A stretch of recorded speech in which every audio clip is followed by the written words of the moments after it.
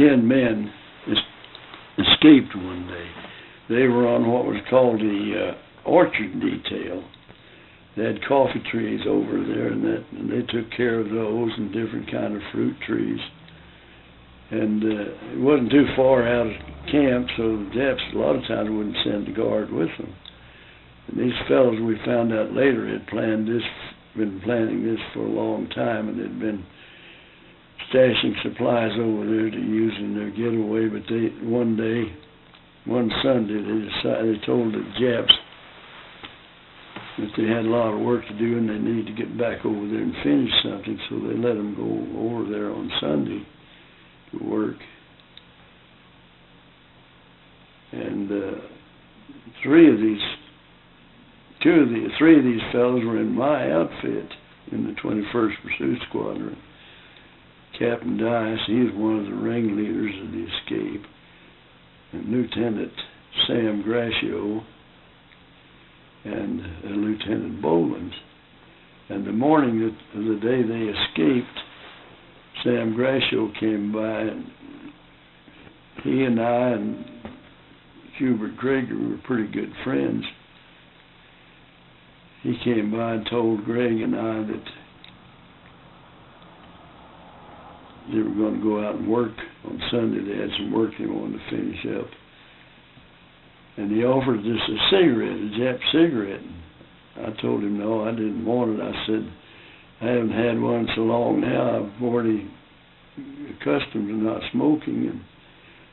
And I said, I'd rather you just keep it.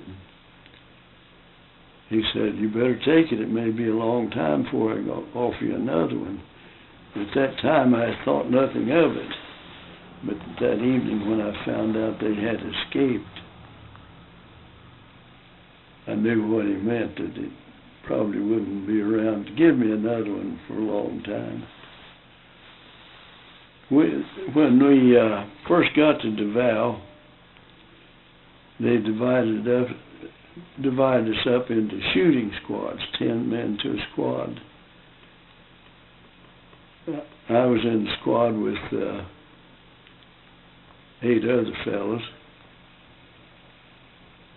And the purpose of this was, if the Japs said if anyone out of your squad escaped, the other members of your squad would be shot. So 2 of these fellows were in the same squad I was in. And that evening, after they found out that those boys had escaped,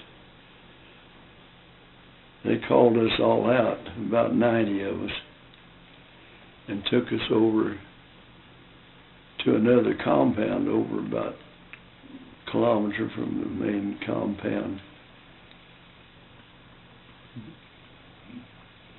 Put us into a barracks there and told us that we'd have to stay there till the Jap camp commander, Major Maeda, flew to Manila to the Japanese High Command to find out what our punishment would be. We stayed in this barracks for about 4 days. One evening, about the 4th day, they called us out, and Major Maeda was back, and he talked to us about 30 minutes in Japanese, and it took the interpreter about 5 minutes to tell us what he said. He said that the Jap High Command in Manila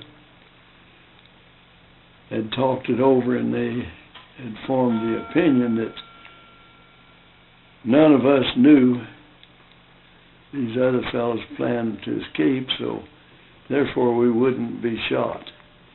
However, we would be punished, and our punishment would be we wouldn't be allowed to work for 2 weeks. We would have to stay in the barracks and meditate. And we looked awful sorry. We all act like we'd just been whipped with a big stick. And as soon as the Japs got out of there and got gone, we had the biggest laugh we ever had, I guess. Because at that time, most of us were working belly deep in mud out of the rice paddies. And we were real happy to get out of that for a time being.